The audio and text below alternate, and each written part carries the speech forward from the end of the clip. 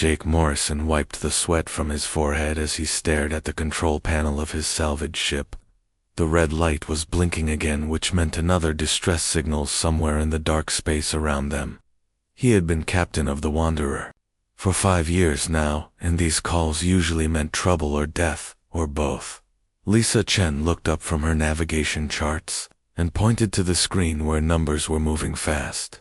She was good at her job and never complained about the dangerous work they did in the Outer Rim territories. Next to her, Amy Rodriguez was fixing something under the main console with her tools spread all around her feet. The signal was coming from a big transport ship that was not moving in the normal space lanes.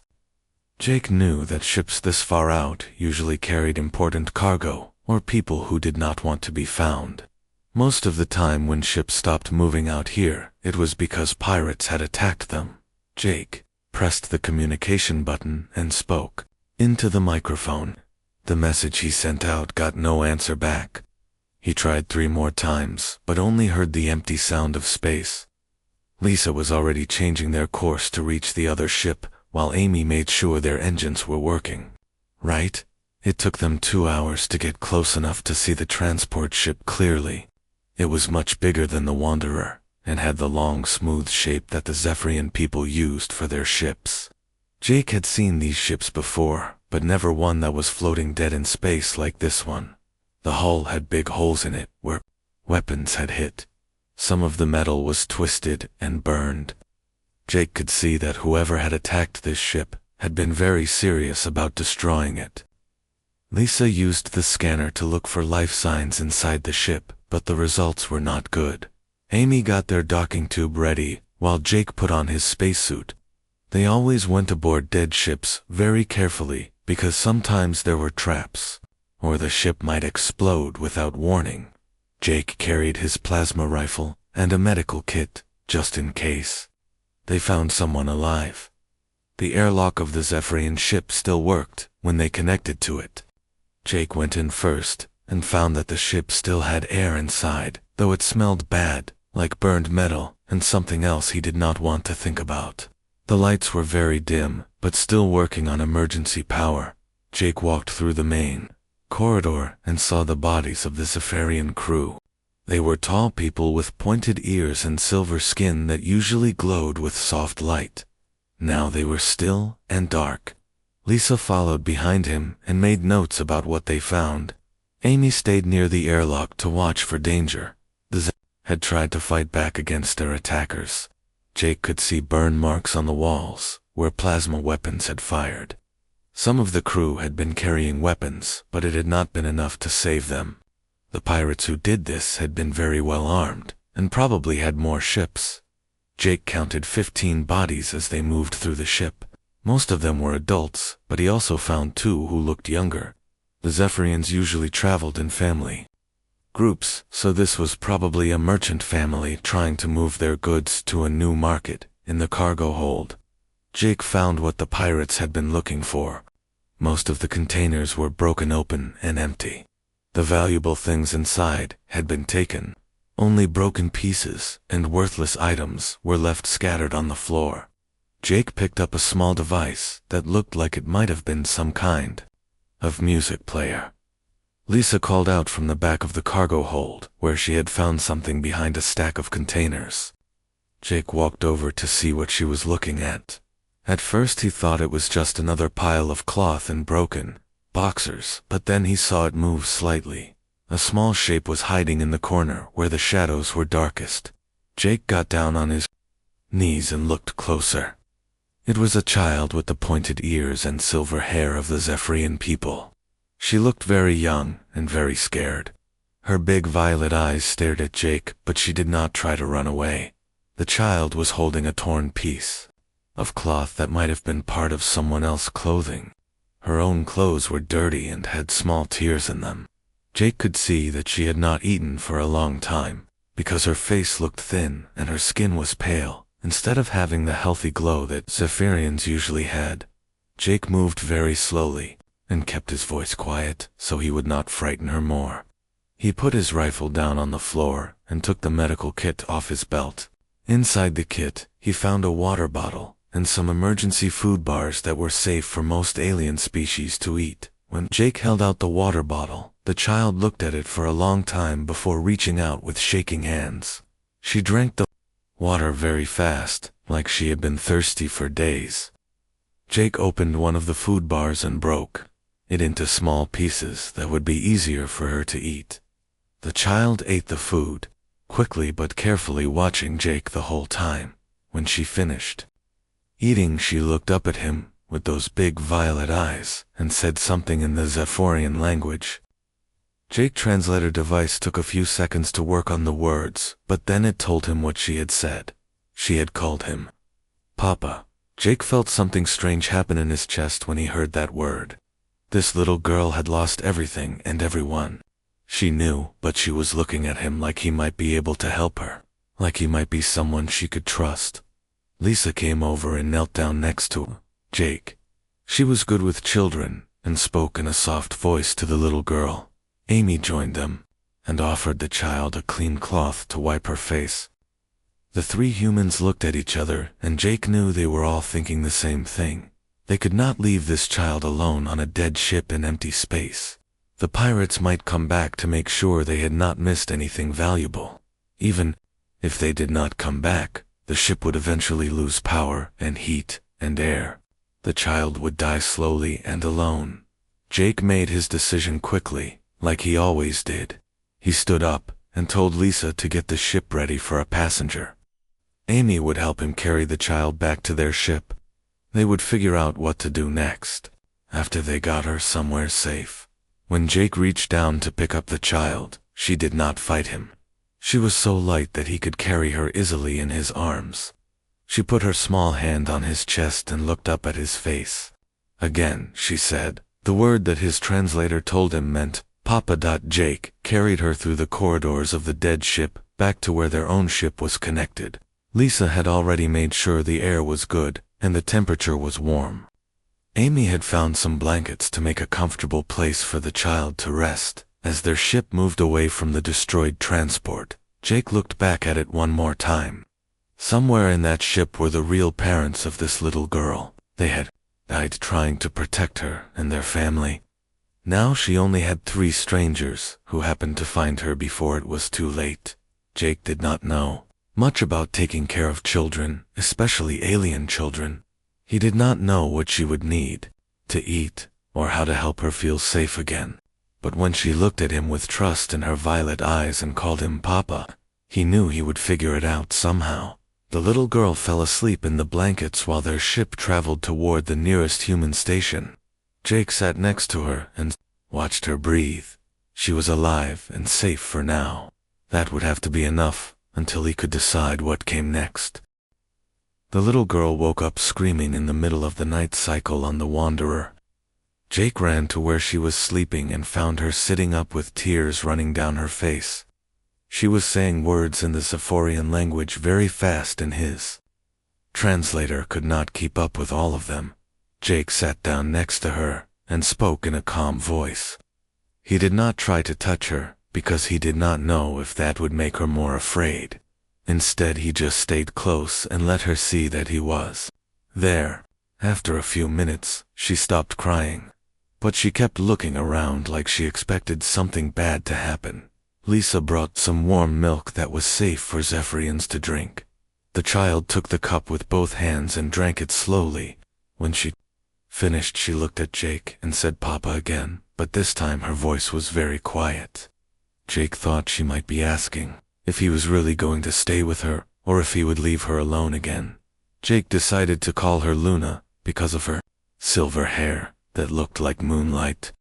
When he said the name, she tilted her head like she was thinking about it. Then she pointed to herself and said Luna in her own voice. Jake smiled and nodded. It was the first time she had tried to say anything in human language. The next morning, they reached Harmony Point, which was the biggest human station in this part of space. Jake had been here many times before to trade salvaged goods and get supplies for his ship.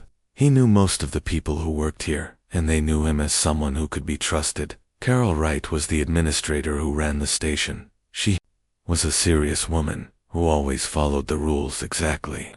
When Jake brought Luna to her office, Carol looked very worried. She said that taking care of alien children was complicated, and there were many laws about what humans could and could not do. Carol wanted to send a message to the Zephyrian government to tell them they had found one of their children.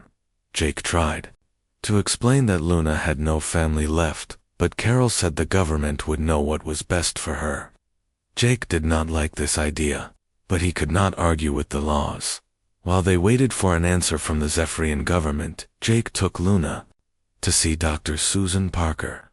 She was the station scientist who knew the most about alien biology. Jake wanted to make sure Luna was healthy and find out what kind of food and medicine she would need. Dr. Parker was very gentle when she examined Luna. She spoke in a soft voice and moved slowly so Luna would not be scared. Luna let the doctor check her eyes and ears and listen to her heart. Dr. Parker said Luna was thin from not eating enough, but otherwise she seemed to be healthy. The doctor gave Jake a list of foods that were good for Zephyrian children. She also gave him some vitamins that would help Luna get stronger. Dr. Parker said Zephyrians needed more protein than humans, and they also needed certain minerals that were not common in human food.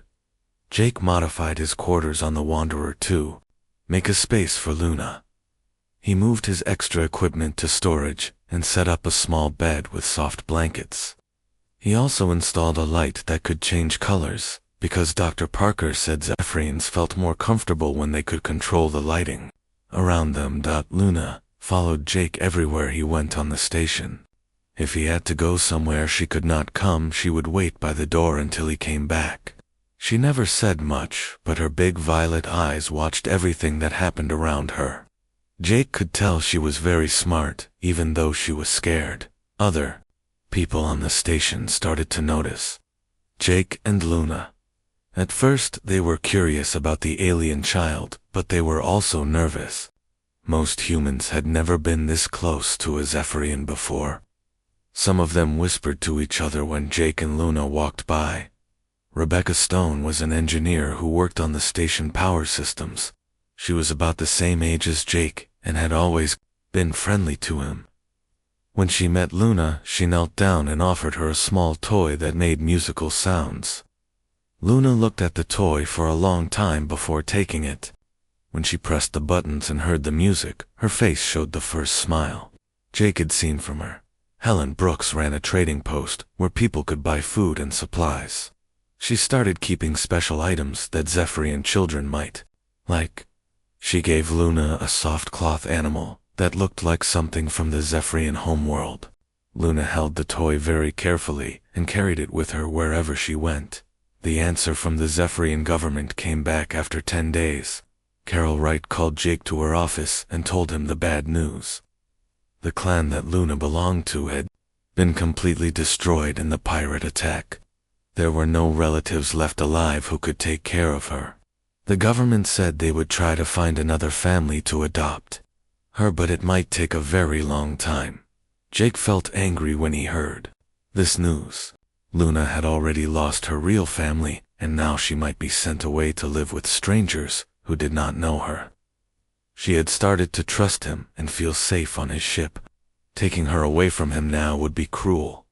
Carol Wright said she understood how Jake felt, but the law was clear. Humans could not just adopt alien children without going through the proper procedures. There were forms to fill out and investigations to do. The whole process could take months or even years. That night, Luna had another nightmare. This time, when Jake came to comfort her, she reached out and grabbed his hand. She held on very tight, like she was afraid he would disappear. Jake sat with her until she fell asleep again, but he could tell she was sensing that something was wrong. Jake made a decision that surprised everyone, including himself. He went to Carol Wright and told her he wanted to apply to adopt Luna officially. He said he would fill out all the forms and follow all the rules, but he was not going to let Luna be sent away to live with strangers. Carol looked shocked when Jake said this. She told him that interspecies adoption was very rare and very complicated. Jake would have to prove he could take care of a Zephyrian child properly. He would need to learn about her culture and her special needs. Government inspectors would check on them regularly for years. Jake said he did not care how hard it would be. Luna had called him Papa, and he was going to make sure she had a home and someone who loved her. Carol shook her head, but she agreed to help him start the application process. Dr. Parker offered to teach Jake about Zephyrian culture and biology. Rebecca Stone said she would help him modify his ship to be safer for a child. Helen Brooks promised to make sure Luna always had the right food and clothes. Word spread around the station that Jake was trying to adopt the Zephyrian child. Most people thought he was being very brave, or very foolish, or both. No one could remember a human ever trying to adopt an alien child before Luna started to learn some human words. She could say Jake, and Lisa, and Amy, and thank you. She learned to say hungry, and tired, and cold. When she wanted something, she would point at it and look at Jake with a hopeful expression. Jake started learning Zephyrian words too. He practiced saying good morning, and are you okay, and I am here. His pronunciation was terrible, but Luna seemed to understand what he was trying to say. Sometimes she would repeat the words back to him with the correct sounds. 3 weeks after they found Luna, Jake was working on the engines of his ship when she came and stood next to him. She watched him use his tools and pointed to different parts, like she wanted to know what they did. Jake started explaining how the engines worked, even though he knew she could not understand most of the words. Luna picked up a small wrench and tried to copy what Jake was doing. She was very careful and gentle with the tools. When Jake showed her how to tighten a bolt, she did it perfectly. Jake realized that Luna had the natural ability with machines that many Zephyrians were known for. That evening, Luna sat with Jake while he ate dinner. She had her own food that Dr. Parker had recommended, but she liked to eat at the same time Jake did. When she finished eating, she looked at him and said, "Papa," very clearly. Then she said a longer sentence in Zephyrian that his translator said meant, "Thank you for taking care of me." Jake felt that strange feeling in his chest again. This little girl who had lost everything was thanking him for doing what any decent person would do. He realized that Luna was not just a responsibility or a problem to solve. She was becoming his daughter in every way that mattered. The adoption papers would take time, and there would be many challenges ahead. But Jake was determined to make sure Luna had a family again. She had chosen him to be her papa, and he was going to make sure he deserved that trust. 6 months had passed since Jake found Luna on the dead Zephyrian ship. She had grown taller, and her silver hair was longer now. The pale look was gone from her face, and her skin had started to show the soft glow that healthy Zephyrians had. Most important of all, she smiled more often, and the fear in her violet eyes was almost gone. Luna could speak basic human language now, though she still used Zephyrian words when she was excited or upset. Jake had learned enough of her language to have simple conversations with her. When they talked together, they used both languages mixed up, which made Lisa and Amy laugh. The adoption paperwork was moving very slowly through the government offices. Carol Wright said this was normal, because no human had ever tried to adopt a Zephyrian child before. They had to create new rules and procedures for everything. Jake did not care how long it took, as long as Luna could stay with him. Dr. Parker had been teaching Jake about Zephyrian culture and traditions. She explained that Zephyrians were naturally empathic, which meant they could sense the emotions of people around them. This was why Luna always seemed to know when Jake was worried or happy even before he said anything. Luna had started helping Jake with repairs on the Wanderer.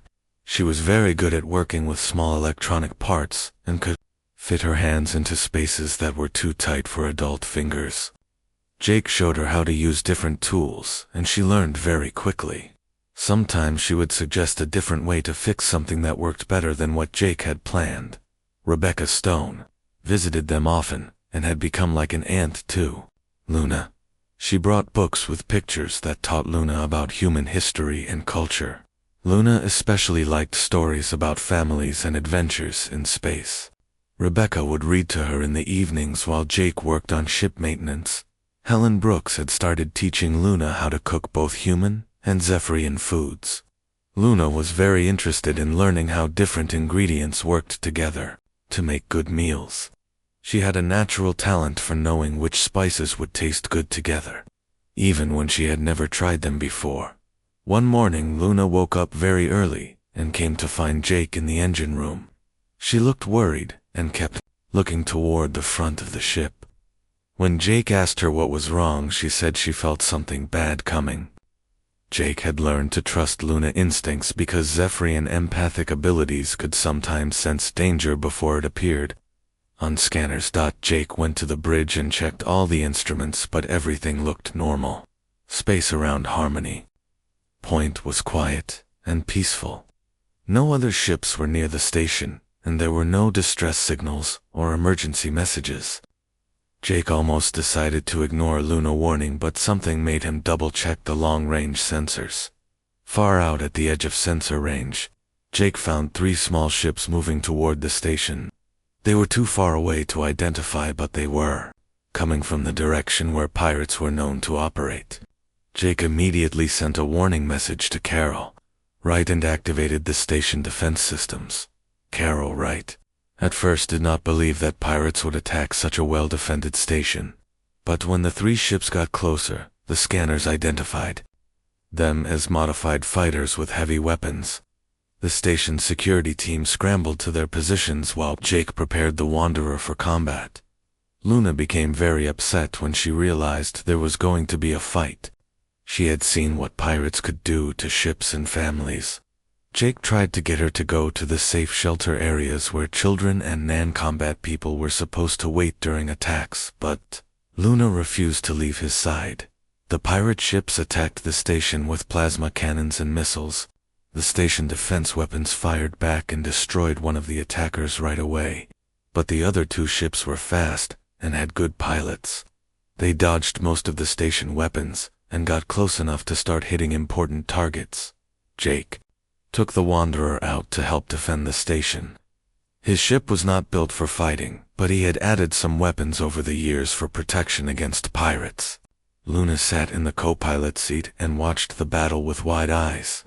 When Jake told her to put on a safety harness, she did it without arguing. The battle lasted for almost an hour. Jake managed to damage one of the pirate ships badly enough that it had to retreat. The station weapons finally hit the last attacker and destroyed it completely. When the shooting stopped, everyone checked for damage and casualties. 3 people on the station had been hurt, but none of them were seriously injured. Several important systems had been damaged and would need repairs, but the station had survived, and the pirates had been defeated. Jake brought the Wanderer back to the docking bay, while Luna helped him check for damage to their ship. Carol Wright called a meeting of all the station residents to talk about the attack. She thanked Jake for his help in the fight, and said that Luna's early warning had probably saved lives. Without that extra time to prepare, the station defenses might not have been ready when the pirates arrived. Many people came up to Jake and Luna after the meeting to thank them personally. Some of the same people who had been nervous about having an alien child on the station now looked at Luna with respect and gratitude. She had proven that she was not just a refugee, but a member of their community who cared about their safety. Luna was very quiet for several days after the battle. Jake could tell she was thinking about her real family and how they had died in a pirate attack. She had nightmares again, but this time when Jake came to comfort her, she talked about what she was feeling instead of just crying. Luna told Jake that during the battle she had felt the same terrible feelings that came from the pirates who killed her family, but she also felt the protective feelings from Jake and the other humans who were trying to keep everyone safe. She said it helped her understand that not all fights were the same. Dr. Parker explained to Jake that Luna's experience during the battle was probably very important for her emotional healing. She had been able to face her fears about pirates and violence while feeling safe and protected. This would help her deal with the trauma from losing her family. Rebecca Stone started bringing Luna more advanced books about engineering and technology. Luna read them very quickly and asked many questions about how different machines worked. She was especially interested in the empathic interface systems that Zephyrians use to control their technology through mental connections. Helen Brooks taught Luna how to use the station communication system to send messages to other Zephyrian communities. Luna wrote letters to children on other worlds telling them about her life with Jake and the human friends she had made. Some of them wrote back with questions about humans and what it was like to live with them. Luna started helping other people on the station with their problems. Her empathic abilities let her sense when someone was sad or worried, even if they tried to hide it. She would bring them small gifts or just sit with them until they felt better. The adults were amazed that such a young child could be so wise about emotions. Jake realized that Luna was not just learning to live in human society, but was actually making it better. Her presence had brought out the best qualities in many people. They were more patient and kind and willing to help each other. Luna had become a bridge between different ways of thinking and feeling. The adoption paperwork finally got approved, after 8 months of waiting. Carol Wright called Jake to her office with a big smile on her face. She handed him the official documents that made Luna legally his daughter. Jake felt tears in his eyes as he read the papers that said Luna Morrison was now a citizen of the Human Federation. That evening Jake showed Luna the adoption papers and explained what they meant. Luna looked at the documents very seriously and then hugged Jake very tight. She said Papa in both Zephyrian and human language, and then added that she had always known he was her real father from the first day they met. Rebecca Stone and Helen Brooks and Dr. Parker and many other people came to celebrate Luna adoption. They brought food and gifts and music. Luna wore a new dress that Helen had made for her, in the traditional Zephyrian style, but with human colors. She looked beautiful and happy and completely at home. During the party, Luna stood up and made a speech in both languages. She thanked everyone for accepting her as part of their family and community. She said that even though she would always remember her birth family, she now had a new family that loved her just as much. She promised to always try to be worthy of their love and trust. Jake watched his daughter speak with pride, filling his heart. Luna had grown from a scared and traumatized child into a confident young person who brought joy to everyone around her. She had kept the best parts of her Zephyrian heritage while also embracing human values and customs. The party lasted late into the night. Luna fell asleep in Jake's arms while the adults continued talking and laughing. Jake carried her to her bed and tucked her in with the soft toy that Helen had given her months ago.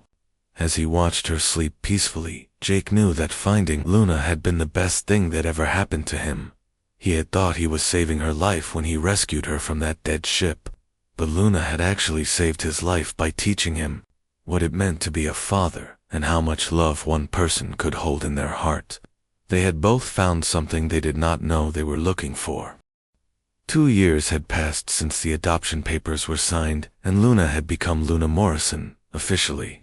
She was now almost 9 years old by human standards, and had grown into a bright and curious child who spoke both languages perfectly. Her empathic abilities had grown stronger too, and she could sense emotions from much farther away than before. Jake had modified the Wanderer to be more like a family ship than a salvage vessel. Luna had her own room with proper furniture and study materials. She had a desk where she did her lessons, and shelves full of books in both human and Zephyrian languages. The ship had become a real home for both of them. Luna had started taking advanced classes through the station education system. She was especially good at mathematics and engineering, but she also loved studying different cultures and languages.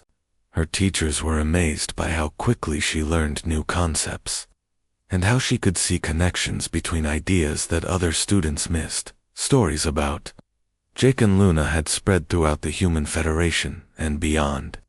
News reporters wanted to interview them about interspecies adoption and how it was working. Scientists wanted to study Luna empathic development. Politicians wanted to use their story to promote better relationships between humans and alien species. Jake tried to protect Luna from too much attention, but she seemed to enjoy meeting new people and telling them about her life.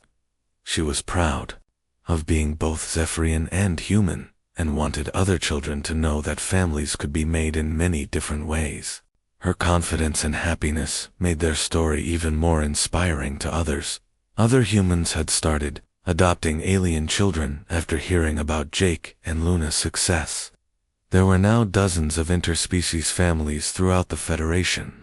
Jake had been asked to help write guidelines for adoptive parents, and Luna often talked to newly adopted children to help them adjust to their new lives. Rebecca Stone had become Luna's official godmother and visited them regularly. She had taught Luna advanced engineering skills, and Luna was now capable of repairing most ship systems on her own.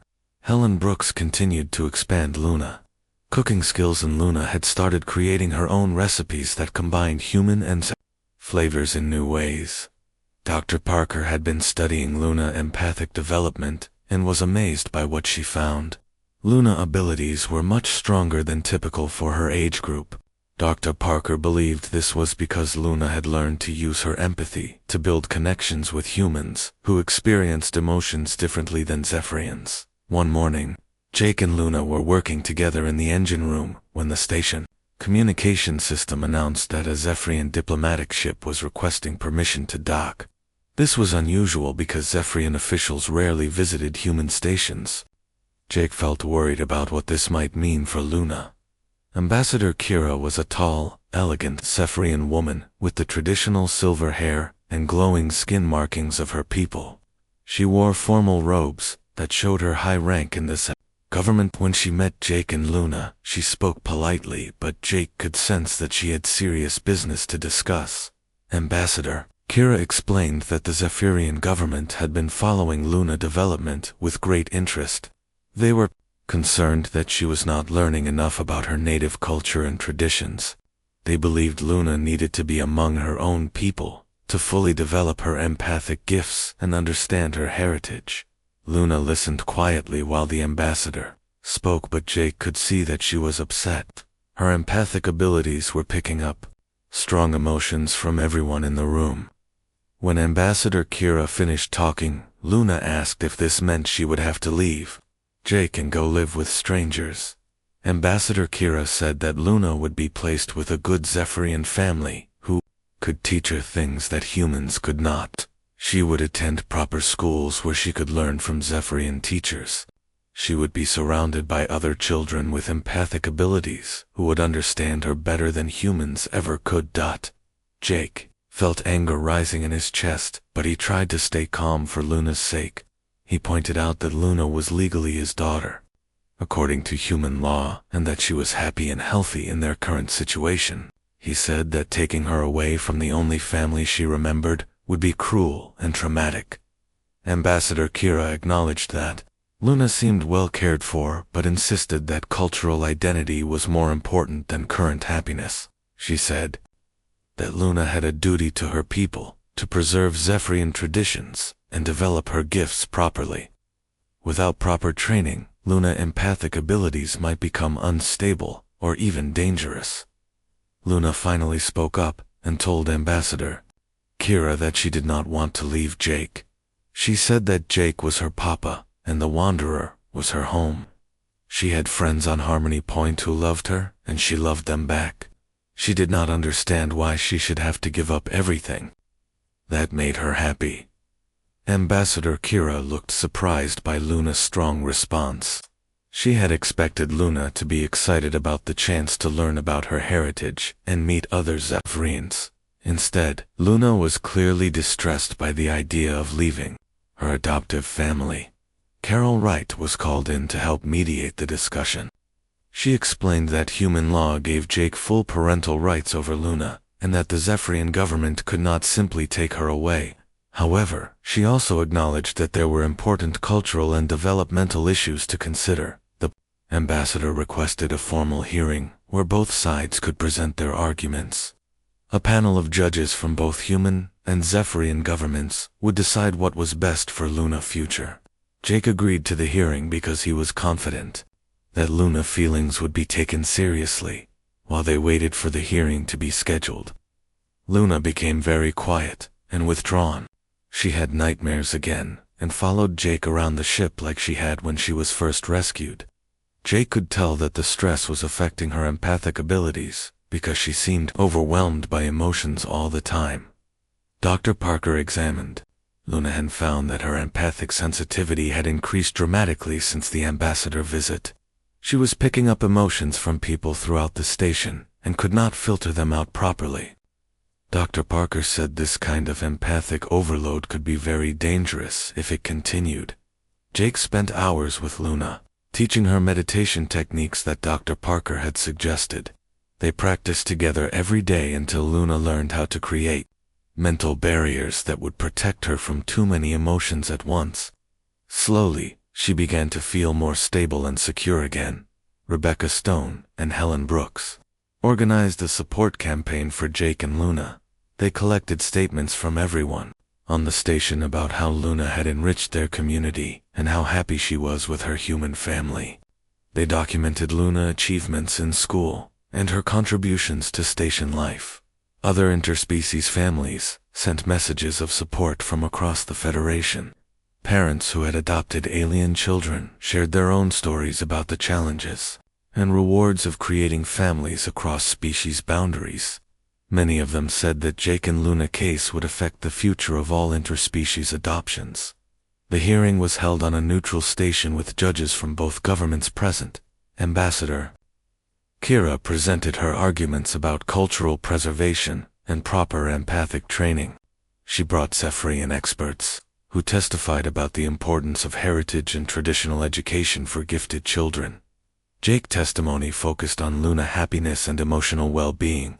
He described how she had healed from trauma in a loving environment and how she had thrived academically and socially. He presented evidence of her strong relationships with humans and her positive contributions to their community. The most important testimony came from Luna herself. She was now old enough to speak for herself, and the judges wanted to hear her own feelings about her future. Luna stood before the panel and spoke clearly in both languages about her love for Jake and her desire to stay with her chosen family. Luna explained that she did value her Zephyrian heritage and wanted to learn more about it, but she said that being raised by humans had actually made her empathic abilities stronger, not weaker. She could understand emotions across species boundaries in ways that other Zephyrians could not. She told the judges that she had found a way to honor both parts of her identity. She practiced Zephyrian meditation and studied her native language and culture. But she also embraced human values, like individual choice, and the belief that families are created by love, not just biology. Luna finished her testimony by saying that forcing her to choose between her heritage and her family was wrong. She said that true strength came from bringing different peoples together, not keeping them apart. She asked the judges to let her continue building bridges between humans and Zephyrians. The judges took 3 days to make their decision. During that time, Jake and Luna waited on the Wanderer, while supporters from both species gathered outside the hearing station. The case had attracted attention throughout the galaxy as a test of individual rights versus cultural obligations. When the decision was announced, Jake and Luna were called back to the hearing room. The lead judge said that the panel had been deeply moved by Luna's testimony and impressed by the evidence of her well-being in human care. They ruled that Luna could remain with Jake as long as certain conditions were met. The conditions required Luna to spend part of each year studying with Zephyrian teachers to ensure she maintained connection to her heritage. Jake would also need to complete additional training about Zephyrian culture and empathic development. Regular evaluations would monitor Luna's progress and adjustment. Luna hugged Jake tightly when she heard the decision. She said she was happy to learn more about being Zephyrian, as long as she could always come home to her papa. Jake felt relief flood through him as he realized that their family would stay together.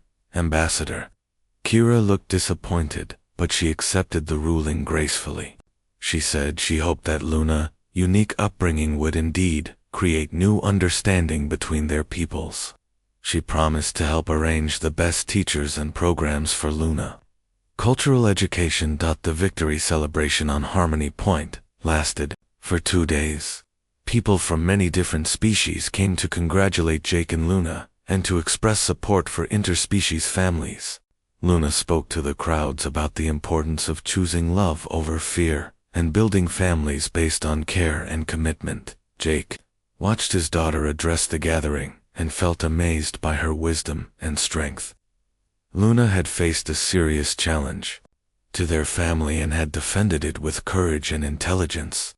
She had proven that she belonged with him not because of law or biology, but because of the unbreakable bond they had created together. 5 years had passed since the custody hearing, and Luna was now 14 years old. She had grown tall and graceful like her Zephyrian heritage suggested, but she moved with the confident purpose that came from being raised by humans. Her empathic abilities had developed into something remarkable that impressed even the most experienced Zephyrian teachers. Luna attended the first integrated academy in the sector where human and alien children learned together. She was the top student in her class and had been accepted for early admission to the Federation Engineering University.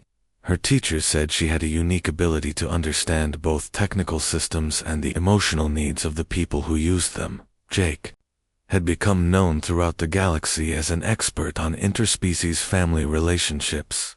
Government agencies hired him to help develop adoption programs and support systems for mixed families.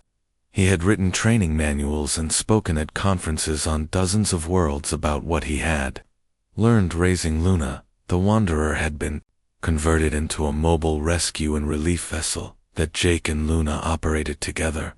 They responded to distress calls throughout the sector and had saved hundreds of lives over the years. Their ship was equipped with the latest medical facilities and communication systems that Luna had helped design.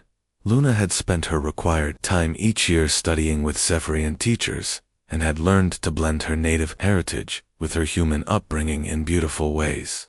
She could perform traditional Zephyrian meditation and empathic healing, but she also used human technology and problem-solving methods to help people more effectively.